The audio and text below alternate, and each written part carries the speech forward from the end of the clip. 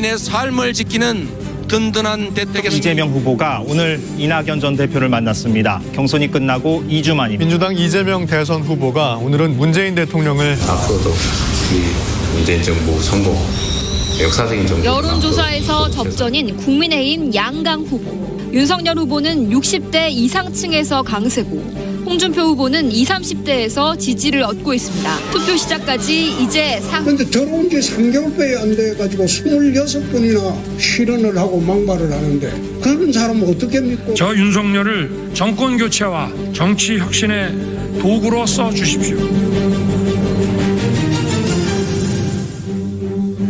네, 금요일에는 고품격 예술 방송 살롱드 시사 강유정 교수님과 영화 얘기를 많이 해오고 있었는데요. 오늘은 좀 다릅니다. 오늘은 여론조사 특집 살롱드 여론으로 꾸미도록 합니다. 자, 여론조사계의 킹스맨 이택수 리얼미터 대표 나오셨고요. 어서 오세요. 네, 안녕하세요. 그리고 이제 세상 모든 분야에 다 능통하신 전문가 한겨레 김한 기자 나와 계십니다. 어서 오세요. 네, 안녕하세요. 그렇진 않습니다. 네. 아, 그렇죠. 왜 부정을 하세요? 자, 이택수 대표님은 네. 이제 여론조사계의 킹스맨 닉네임 괜찮으세요? 제가 콜린 퍼스라는 배우를 네. 맘마미아 때부터 좋아하거든요. 아. 거기서 이제 청취자분들은 얼굴을 보셔야 할 텐데 네네. 제가 거기에 나오는 콜린 퍼스가 불렀던 노래가 있습니다. Our Last Summer라고. 아. 그 노래가 제가 아주 좋아하는 노래고 좋아하는 배우기 때문에 아주 마음에 듭니다. 킹스맨과 맘마미아에서 이름이 둘 다 해리로 나오네요. 네, 그러네요. 그러네요. 그런데 지금 이제 뮤지컬 하고 싶으신 거군요. 네. 네, 노래를 부를 수 있는 기회는 대선 끝나고 한번 마련해 보도록 네. 하고요. 오늘은 여론조사입니다. 자, 김한 기자님 네. 오늘 라디오 시사 프로 섭외 1순위. 아, 그럼 몰랐습니다. 예. 아, 모르셨어요? 네네. 네. 오늘 다 잘 안 되네요. 정치, 사회, 스포츠 분야까지 평론을 하시더라고요. 제가 들었어요. 자, 그래서 이제 입금되면 다 하는가? 자, 이 분야만은 못하겠다. 혹시 그런 거 있으세요? 네, 오늘처럼 이렇게 여론조사 전문가 이택수 대표님이 나와 계셨는데 앞에서 네네. 주름 잡고 이런 거를 하는 게 참 대본을 네. 보면서도 어렵더라고요. 아, 그래요. 네.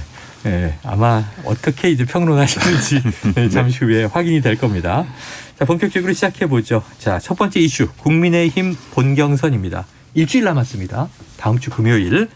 자, 후보들 간의 신경전 치열해지고 있다는 얘기는 일부에서 저희가 전해드렸고요. 자, 이 대표님 여론조사로 본 현재 판세 분석 이게 중요한데 오늘은 거의 뭐 예언자 역할을 하셔야 될 것 같아요. 자, 어제 발표된 리얼미터 조사 홍준표 후보가 윤석열 후보를 앞서고 있다. 이거 맞습니까? 네, 저희 리얼미터가 오마이뉴스 의뢰로 지난 25일부터 26일 양일간 전국 18세 이상 성인 남녀 2,035명을 대상으로 조사한 내용이고요. 자세한 내용은 중앙선거여론조사심의위원회 홈페이지를 참고하시면 되는데 네. 저희가 이제 사지선다형 방식으로 물었는데요. 이재명 더불어민주당 대선 후보에 맞설 국민의힘 후보로 가장 경쟁력 있는 인물이 누구냐 물었을 때 홍준표 후보가 38.2, 윤석열 후보가 33.1, 5.1%포인트 격차로 저희가 2,035명이기 때문에 오차 범위가 플러스 마이너스 2.2%포인트니까 오차 범위를 살짝 넘는 수준으로 그러네요. 홍 전 의원이 앞서는 것으로 나타났고 뒤이어서 유승민 10.9, 원희룡 4.1 순으로 나타났습니다. 그래요. 자, 이렇게 이제 4명 사지선다형. 근데 양강구도에서 지금 리얼미터 조사 인용하신 것은 홍준표 38.2, 윤석열 33.1 이렇게 좀 오차 범위 밖의 격차가 발생했는데 김한 기자님. 네. 그러면 홍준표 후보가 확실히 최근에 상승세를 탔다. 바람이 불고 있다. 이렇게 보십니까? 뭐 4개월 전 그러니까 윤석열 후보가 처음 정치에 입문했을 때 분위기랑 비교하면 확실히 느끼실 수 있을 텐데요. 네네. 그때 국민의힘의 윤석열 후보가 들어간 이유는 정권 교체를 할 후보가 없다. 윤석열 밖에. 아, 후보 없다. 네, 맞아요. 이게 이제 윤석열 후보가 정치를 선언한 그 이유였는데 지금 이제 4개월 만에 여론조사를 보면 윤석열이 아니어도 이길 수 있네 이런 이제 조사들이 나오고 있는 거죠. 네. 그러니까 이 상황 자체가 어쨌든 홍준표 후보가 4개월 전에는 이제 가시적으로 보이지 않았던 되겠어 이런 이제 의문보를 달고 있었다면 지금 이제 4개월 여 동안 그 의문보를 상당히 뭐 상쇄한 뭐 이런 지금 상황이고 이 자체가 홍 후보 입장에서는 굉장한 상승을 한 거죠. 예. 굉장히 이제 약진에서 올라온 거고 바람은 아직도 불고 있다. 자, 그러면은 지금 이제 이 대표님 지금 이 여론조사상으로는 홍준표 후보가 1위, 윤석열 후보가 2위 이렇게 이제 발표를 해 주셨는데 근데 이게 녹록치 않은 것이 네. 여론조사로 뽑는 게 아니라 다음 주에는 이 당원 투표 50%, 네. 국민 여론조사 50%, 당심 반, 민심 반 이렇게 되다 보니까 네. 조금 달라질 수 있어요. 그래서 리얼미터 조사에서 국민의힘 지지층을 뽑아서 다시 보니 네. 여기서는 또 윤석열 후보가 1위였다. 격차가 좀 컸다면서요. 네, 국민의힘 지지층만 보면 아까 인용한 리얼미터 오마이뉴스 조사인데 국민의힘 지지층이 2,035명 중에서 890명이었고요. 이들 대상으로 한 통계에서는 윤석열 후보가 55.6, 홍준표 후보가 34.5, 대략 20%포인트가량 윤석열 후보가 앞서는 것으로 나왔고요.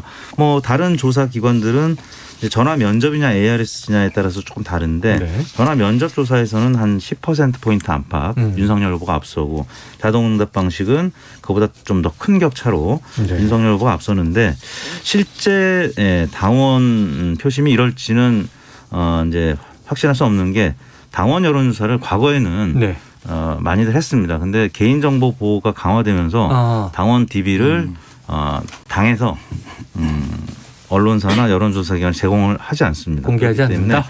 당심 여론사는 할 수가 없는데 지난 6월 11일 있었던 전당대회에서 이준석 대 나경원이 대결 구도에서 민심은 아시다시피 이준석 후보가 많이 앞섰는데 당심에서 마찬가지로 국민의힘 지지층만을 대상으로 이제 분석을 했을 때 나경원 후보가 거기서는 또 많이 앞섰는데 실제 뚜껑을 열어봤더니 당원 투표에서 37.41% 대 40.93%로 나경원 후보가 2.5%포인트 앞서는데 그쳤단 말이에요. 살짝 앞섰군요.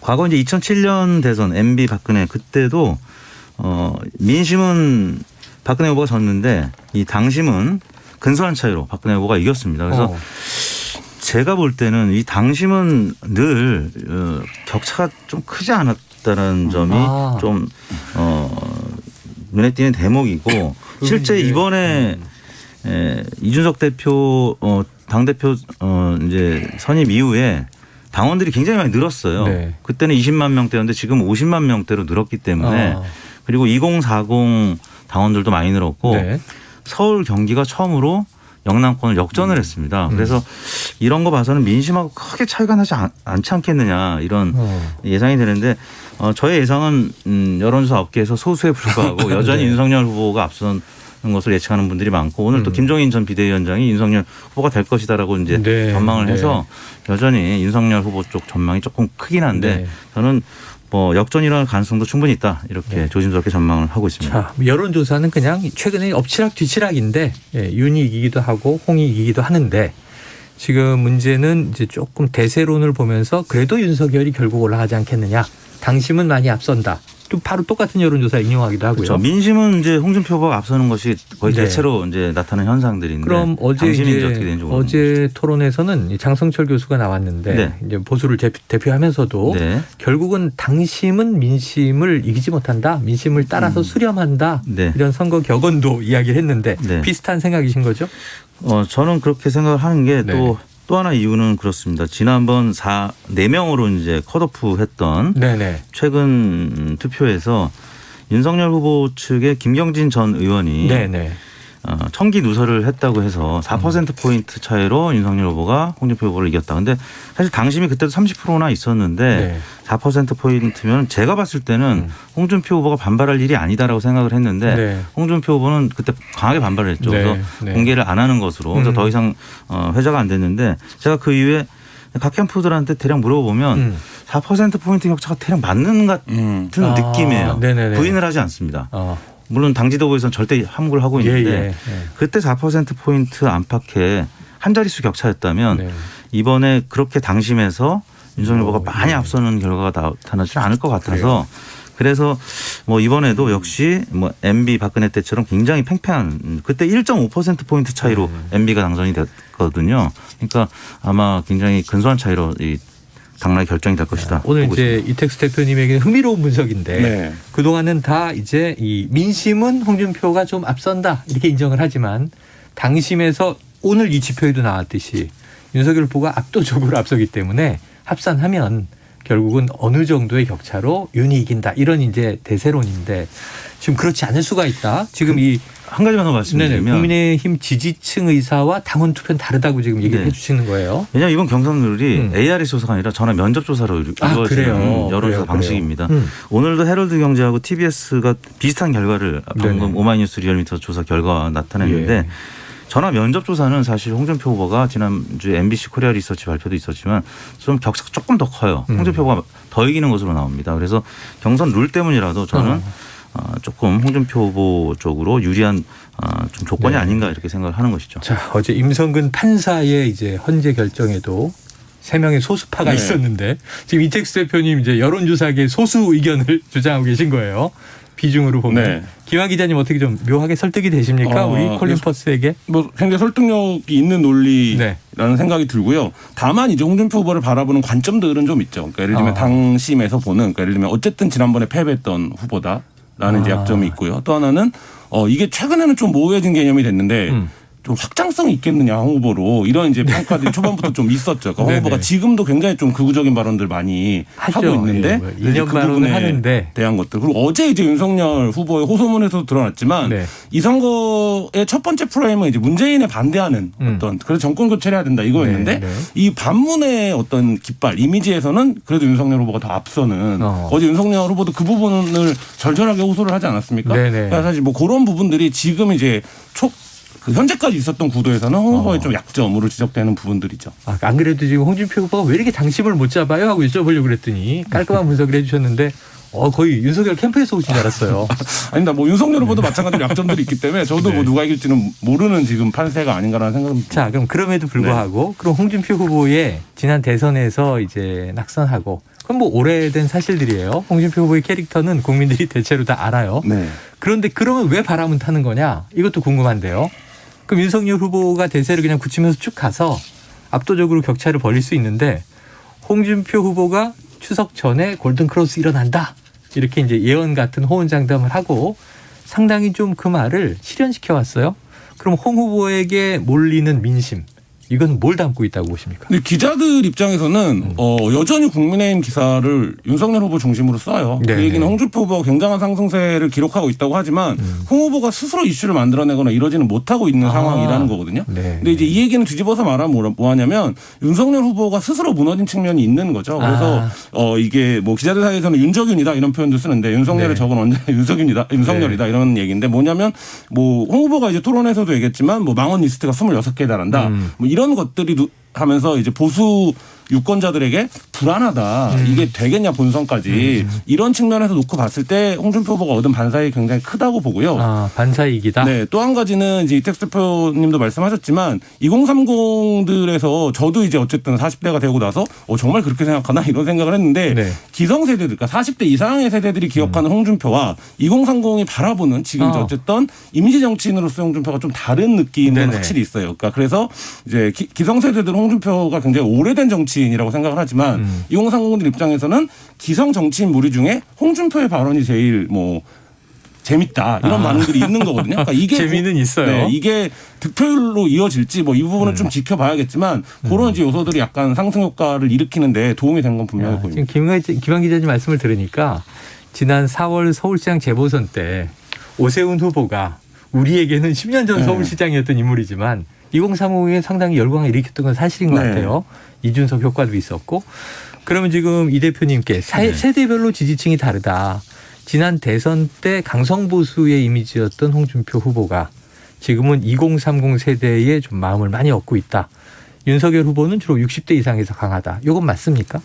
맞습니다. 이 상대성 이론이 이 물리학에서만 있는 게 아니라 정치학에도 있습니다. 아인슈타인 같아요. 네.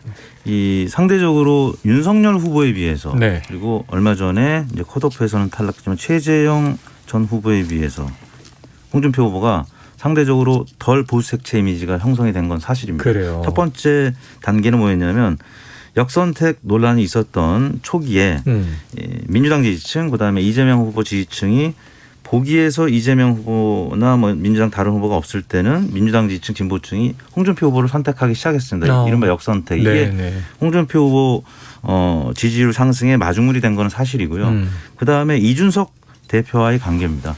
윤석열 후보 같은 경우는 국민의힘에 입당하기 전부터 이준석 대표 측과 긴장 관계 있었고 네. 지금도 여전히 그렇습니다. 각이 서 있고. 네, 다만 그럴 때마다 홍준표 후보는 이준석 대표를 거들었습니다. 은근히 지지했죠. 네. 그러면서 2030, 40 세대에서 홍준표 후보의 지지율이 조금 견고해지기 시작했습니다. 이게 역선택으로 들어온 지지층을 이제 가두리에 맞고 자신의 지지층으로 좀 유입시키는 데 성공을 한 거죠.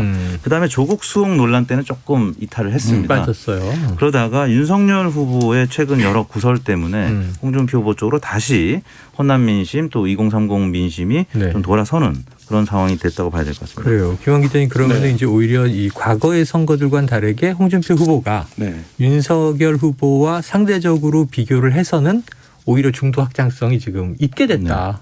실제로 그걸 실현하고 있다. 그러니까 세대 확장성이라고 네네. 표현하는 게 좋을 것 같은데요. 세대 확장성이다. 네, 그러니까 윤석열 후보가 워낙에 젊은 층에서 지금 인기가 없는 후보다 네네. 이런 걸로 이제 일반적으로 그렇게 평가를 하고 있는데 이 부분에서 어떤 이미지 개선이 이루어지지 못했거든요. 지난 이제 캠페인 기간 동안. 근데 이제 그 지점에서 놓고 보면 이택수 대표님 말씀하신 것처럼 초기에 홍준표 후보의 상승세를 뭐라고 이제 평론가들이 얘기했냐면 홍꺼준표다 이렇게 얘기를 했어요. 표를 꺼줬다. 이거 다시 돌려받는 표다. 네. 이렇게 얘기를 했는데 이거를 시드머니로 해서 종잣돈으로 해서 지금 홍 후보가 몸집을 불렸는데 네. 그 과정에서 지금 윤석열 후보가 굉장히 많아 보이던 지지율을 많이 까먹었거든요. 네, 뭐 네. 최근에 뭐 전두환 발언이라든지 개사가 예, 논란이라든지 예. 이거에서도 급격하게 지금 좀 빠지는 추세 뭐 이런 것들이 막판으로 가면서 네. 아 이게 정말 후보가 바뀌는 건가? 이 생각까지 들게 만든 네. 상황. 이게 이제 홍준표 후보가 과정에서는 이미 네. 좀 어느 정도 승리하는 과정이었다고 예. 이제 말을 평가할 수도 있을 것 그리고 같습니다. 아까 말씀처럼 이제 홍준표 후보가 뭘 잘해서 득점한 게 아니라 윤석열 후보가 실점을 하는 과정에서 상대적으로 이제 부각이 된 것인데 지금 그 이재호 그 상임 의장이 이 자리에 이제 며칠 전에 나오셔서 이 광주 발언 심각하다. 전두환 발언 이게 문제가 크고 수십 번 광주에 가서 절을 해도 회복하기 어려울 것 이렇게 얘기를 하셨거든요. 그런데 지금 오늘도 이제 우리가 뉴스 브리핑에서 좀 진단을 해봤습니다만 다음 주 화요일 11월 2일경 광주에 내려갈 가능성이 크다는 거죠. 사죄를 하러 하태경 의원이 계란을 맞더라도 가야 한다 이런 얘기도 했고 혹시 또 불미스러운 상황이 벌어지면 오히려 득을 보는 거 아니냐 이런 얘기도 있어요. 혹시 기자들 세계에서는 이 윤석열 후보의 광주행 어떻게 좀 전망하고 계세요? 뭐 이용섭 광주시장이 이미 얘기를 했는데 계란 맞으러 오는 거다라는 오지 취지로 마라. 네, 오지 마라 네. 이렇게 얘기를 했는데 사실 이제 이게 정치적인 어떤 수라는 게 탁 치는 때 감동을 받거나 아니면 유권자들의 마음이 움직이거나 이러는 건데 지금 이제 광주에 가기 전부터 이미 거기에 가면 그런 행위가 있을 걸 그거 노리고 가는 거 아니야? 이렇게 하면 어떤 방식으로 사과를 하더라도 정치가 반감될 수밖에 없고 네. 그러니까 그 이후에 예를 들면 윤석열 후보가 이게 이제 그 발언을 한 이례적인 행위가 문제가 아니라 며칠간 이어진 사과 행위에서 그러니까 이게 단순한 말실수가 아니라 저 사람의 세계관인 것 같다라는 인식들을 갖게 된 거거든요. 그러니까 이제 그 부분이 뭐 사과나 뭐 방문으로 불식될 수 있는지 있을지 뭐 이런 부분들은 결국엔 이것도 윤석열 후보가 본인과의 싸움을 하는 건데 그 부분에서 이제 윤석열 후보가 정치력을 발휘할 수 있을지 이런 건 좀 지켜봐야 될 것 같습니다. 네, 일부에서 김준일 대표가 네. 11월 2일을 좀 주목해야 한다. 절묘하다. 네. 왜냐하면 1일부터 당원 투표가 시작되면 강성 지지자들은 윤석열 그래도 소신 발언했지. 그 투표가 시작되고 나서 다음 날 3일부터 이제 국민 여론조사 시작인데 그 전날 광주에 가서 이제 사죄를 한다는 거죠. 사과를 한다는 거죠. 이게 좀 맞아 들어가겠습니까? 어떻게 보세요? 저는 이준석 대표가 광주에 가는 것에 대해서 오히려 광주를 가면 이준석 대표 본인 얘기입니다. 네. 이제 본인이 광주 가는 것에 대해서 광주에 가면 오히려 이 발언, 그러니까 호남 민심을 더 자극하고 또 사과 진정성이 없을 수 있기 때문에 이준석 대표는 안 간다고 그랬잖아요. 네. 근데 이제 시점상으로도 이 개사가 논란 이후에 계속 전두환 이제 옹호 관련된 발언들이 지금 회자되고 비판되고 있는데 시점상도 너무 전략적인 판단이 아닐까라는 의구심을 줄 수 있어서 전략적 말씀하신 판단이다. 대로 한참 모바일 투표나 여론조사가 진행되고 있는 시점에서 이루어진다는 점에서는 호남 민심은 지금 불편한데 오히려 이제 다른 지역에 특히 영남권의 좀 우파 성향의 당원들을 네. 독려하기 위해서 하는 것이 아닌가라는 의구심이 들 수 있어서 오히려 조금 역효과가 날 수도 있다라는 점이고 예. 또 하나 하필이면은 시기적으로 노태우 전 대통령이 이제 며칠 전 돌아가셨는데 네네. 내일 이제 발인이죠. 근데 그렇죠. 한국갤럽이 또 관련된 조사를 했고 지금 노태우, 전두환 이 두 분에 대한 평가들이 계속 나오고 네네. 있는데 가장 박한 분이 전두환 씨예요. 그러니까 그렇죠. 이 부분이 또 회자가 되면서 지금 여러모로 타이밍적으로 윤석열 후보한테 좀 불리한 것이 불리하다. 아닌가. 근데 다음 주에 가는 것도 저는 타이밍상으로는 그다지 좋지 않은 선택이 아닌가. 가려면 진작 갔어야 됐다고 이제 가려면 보는데요. 진작 움직였어야 한다. 다음 주에 반응을 또 봐야 되겠죠. 네, 다음 주는 그런 점도 있을 거예요. 이게 정치적으로 그래도 효과를 발휘하려면 네. 윤석열 후보가 굉장히 로우키로 접근을 해야 됩니다. 그러니까 예를 들면 겸손하게. 예, 그러니까 뭐 무릎이라도 꿇을 수 있다 이런 각오로 접근을 네, 해야 네, 되는데 지금까지 본 정치인 윤석열은 네, 그런 네. 모습을 본 적이 없거든요. 무릎이라도 꿇을 수 있다. 네, 원래는 그러니까 사죄는 무릎을 꿇는 행동을 보통 하죠. 그렇죠. 삼불일배도 하는데요. 그러니까 그런 모습을 네. 과연 이게 결국 정치라는 게 본인의 진심도 있지만 비춰지는 모습도 굉장히 중요한데 네. 윤 후보가 가서 사과를 한다라고 하는데 그럼 그 사과의 예를 들면 우리가 여러 번 네. 수없이 많이 정치인들의 사과를 지켜봤잖아요. 그러면 거기서 어느 정도 수위의 사과인 거냐 이게 네. 이런 것들도 유권자들한테 중요하게 작용을 할 겁니다. 어느 정도 수의 사과냐. 자, 이 대표님한테 한 가지 이제 좀 네. 궁금한 여론조사상에 네네. 이 경선 때 말이죠. 당원 투표율이 있잖아요. 네. 우리가 민주당 때도 선거인단은 뭐 몇십만 명 모았는데 실제로 투표하는 비율이 70%를 넘느냐 못 넘느냐 뭐 여러 가지 네. 이제 비교해 봤는데 이 투표율 높다 낮다 누구에게 유불리가 좀 갈릴 수 있습니까? 투표율이 높다는 얘기. 그러니까 여론조사는 뭐 이제 응답률이고. 그렇죠. 여론조사 응답률이고. 당원들 투표하는 게 투표율인데 당원들이 투표를 많이 하면 많이 할수록 최근에 유입된 2030, 40 수도권 당원들의 투표율이 높아질 것이라고 볼 수 있기 때문에 네네. 좀 그런 차원에서는 홍준표 후보한테 조금 유리한 국면. 투표율이 왜냐하면 높으면 네네 투표율이 지금 지난 2차 컷오프 때 당원 선거인단이 총 37만 9,970명이었고 투표율은 49.94%였는데 네, 50이 좀 안 되는군요. 제가 볼 땐 이번에는 조금 더 높아지지 않을까, 뜨거워지지 50% 않을까, 위로. 50% 이상으로 네. 투표율이 나타날 것 같고 투표율이 높으면 높을수록 그만큼 50만 가까운 당원들이 투표를 한다는 얘기니까 민심에 좀 가까운 결과가 나타날 수 있어요. 그래서 투표율이 높으면 민심에 수렴할 가능성이 네. 있다. 그리고 구성비 자체가 예전에는 굉장히 영남 치중 그다음에 어르신들 치중이었다면 지금은 굉장히 일반 유권자 이 분포랑 비슷한 수준으로 많이 끌어올라와졌단 말이에요. 그런 차원에서는 민심에 가까운 당심 결과가 나타날 수 있다는 점에서 홍준표 후보 쪽에서는 좀 유리한데 물론 연령대별 투표율이 중요하기 때문에 네네. 이제 ARS 인증 절차를 좀 밟아야 된다. 그래서 이제 어르신들의 투표율이 조금 떨어질 수 있다라는 점에서 윤 캠프에서 반발하는 대목이기도 그렇죠. 하죠. 그런 여러 가지 이제 지금 물밑 전쟁들이 일어나고 있는 거죠. 그래서 이 모바일 투표 어려우시면 도와드립니다. 문자 보냈다가 이 선거 개입이냐 그렇죠. 조작하겠다는 거냐 비판을 또 이제 홍 캠프로부터 듣고. 야, 이게 하나하나가 그냥 다 싸움의 연속이에요. 자, 이 이슈를 여기서 정리하면서 그럼 피해갈 수 없는 질문이죠. 자, 예언을 듣도록 하겠습니다. 이거 뭐 틀릴 수 있어요. 어떻게 될지는 이게 정말 지난번에 이 민주당 3차 선거인단 투표 보세요. 아무도 평론가 이 전문가 아무도 못 맞췄어요. 해석도 잘 안 되고 지금까지. 자, 이택수 이 킹스맨의 콜린 퍼스 역할 해리님. 윤석열이 올라갈까요? 홍준표가 올라갈까요?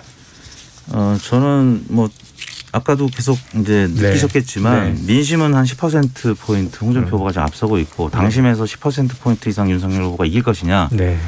그 부분은 저는 10% 포인트까지는 아닐 것 같아요. 당심을 이기더라도. 리얼미터 조사를 아까 얘기하셨는데도 리얼미터 대표께서 당심은 다를 수 있다. 윤석열 후보가 이기더라도 이 민심에서의 격차를 좀 줄이기는 어렵지 않을까라는 생각이. 이제 전제는 겁니다. 김경진 전 의원의 발언. 4%. 4%. 예. 야, 그게 4%냐? 그게 아니었느냐? 궁금하네요. 자, 일단은 이택수 대표님은 이제 홍 쪽으로 배팅을 하셨고요. 김한 기자님은요? 네, 저는 그러면 프로그램의 재미를 위해서 소신 발언하세요. 대세로는 유지된다. 대세로는 유지된다. 그 소속 당 의원 30명 이상의 지지를 받고 끌어모은 캠프로 이 힘이 있기 때문에 그리고 지금까지 이제 이 대선 구도를 윤석열이 누가 붙는 거냐 혹은 뭐 지금 이제 후보로 확정된 이재명이 누구나 붙는 거냐 이 구도였는데 이 구도 자체가 깨지면 이번에서는 굉장히 파란으로 갈 것이기 때문에 저는 어쨌든 뭐 유지되지 않을까 이런 생각을 대세론 윤석열 김한 기자님은 배팅을 하셨습니다. 내기의 결과 제가 무엇을 얻어먹을지는 제가 나중에 메뉴를 추후 정하도록 하겠고요. 자, 이 시간이 뭐 많이 가고 있는데 이 다음 이슈는 여권도 저희가 좀 봐야 됩니다. 여권은 본선 주자는 확정돼 있고 지금 거침없는 행보를 매일매일 하고 있고 한마디 한마디가 또 이제 논란을 일으키기도 하는데 자, 이 경선 승리 이후 지지율 추세 궁금해요. 지금 약간은 이제 원팀을 넘어 드림팀으로 이런 분위기고 다음 주 지금 이 윤석열 후보가 광주 간다고 한 날 여기는 이제 선대위 출정식이 있습니다. 지금 어떻게 추세해 보고 계세요? 일단 컨벤션 효과가 10월 10일 날 이후에 없었고 네. 오히려 조금 하락하거나 횡보했다가 이제 지난주부터 이재명 후보는 조금씩 컨벤션 효과에서 얻지 못했던 지지율을 회복하는 그런 상황이고요.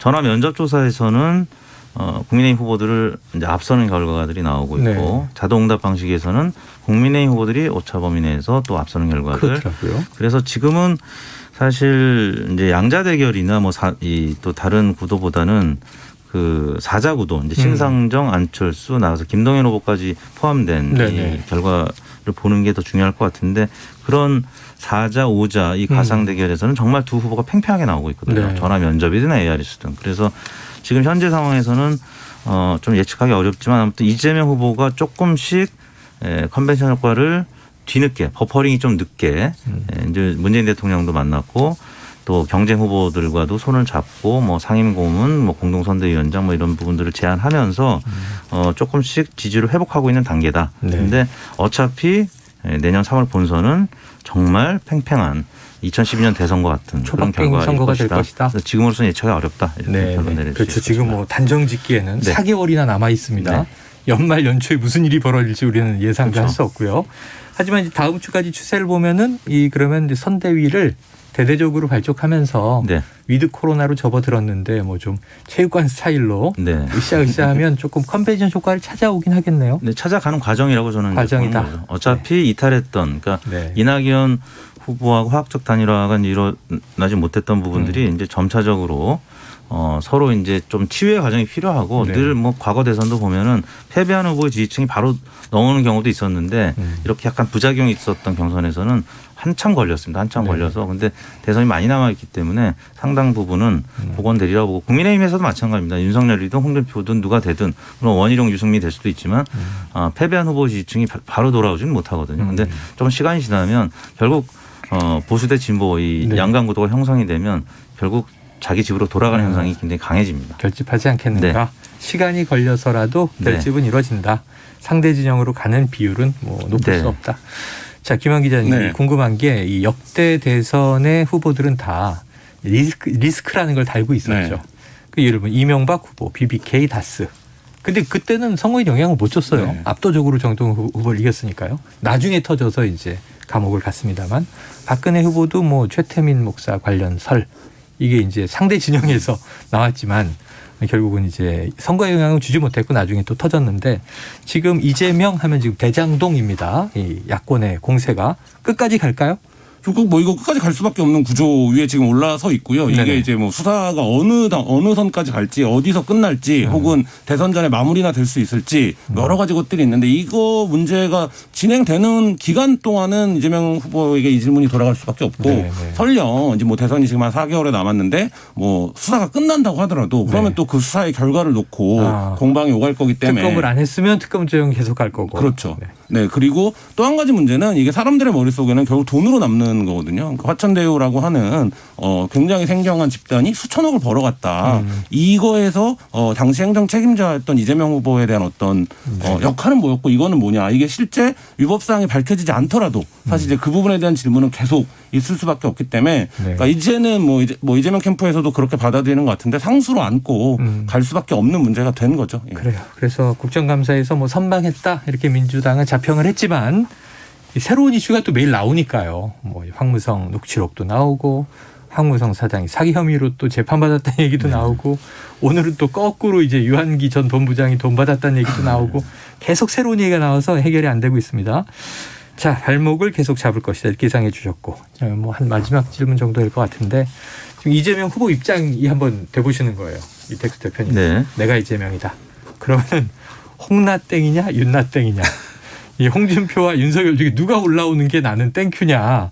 지금 다음 주 금요일이면 결정되는데 거기에 상대에 따라서 선거 전략이 많이 좀 달라지지 않겠습니까? 그렇죠. 이재명 후보 입장에서는 누가 더 유리하고 누가 더 불리할까요?